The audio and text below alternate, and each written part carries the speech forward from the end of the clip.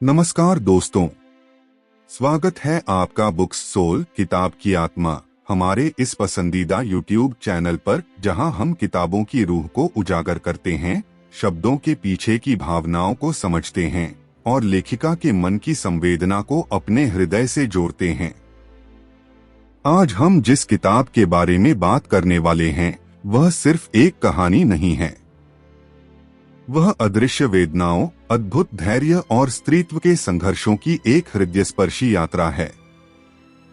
इस किताब का नाम है द वुमेन, अमेरिकी न्यूयॉर्क टाइम्स बेस्टसेलिंग लेखिका क्रिस्टिन हैना का 2024 में प्रकाशित अत्यंत प्रभावशाली उपन्यास। क्रिस्टिन हैना भावना, इतिहास और संघर्ष का संगम। क्रिस्टिन हैना नाम का वजन ही इतना है कि उनकी हर किताब से भावना, इतिहास और संघर्ष का मेल बहुत जीवंत रूप से सामने आता है।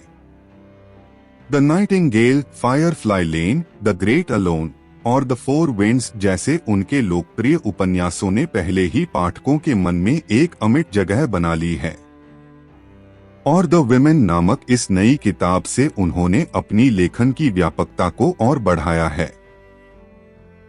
वियतनाम युद्ध में स्त्रियों की अदृश्य लेकिन अमूल्य भूमिका को आवाज देने के लिए फ्रांसिस फ्रैनी मैकग्राथ की कहानी।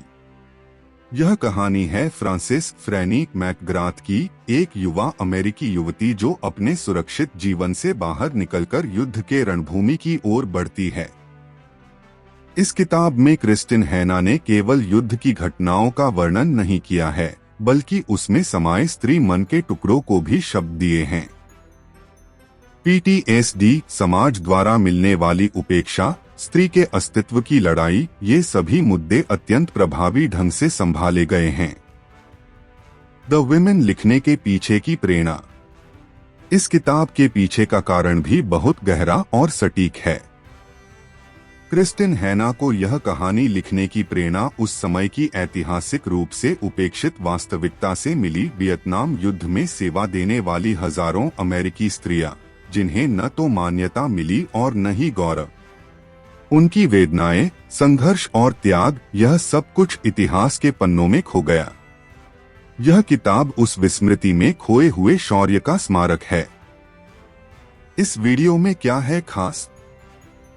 इस YouTube वीडियो में हम द वुमेन किताब की कहानी को 5 भागों में विभाजित करके गहराई से जानेंगे। हर भाग में हम फ्रैनी के जीवन के अलग अलग पड़ावों और उसके पीछे के भावनात्मक, सामाजिक और मानसिक यथार्थ पर विस्तार से विचार करेंगे।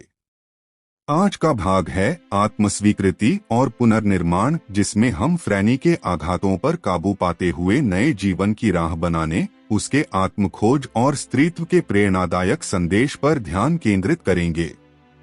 तो चलिए भावनाओं से भरे, सत्य और संघर्ष की इस यात्रा को शुरू करें। वीडियो अंत तक देखें, क्योंकि हर पल आपका मन झकझोर देगा और शायद आपको अपने अंदर छिपी एक साहसी कहानी भी मिल जाए।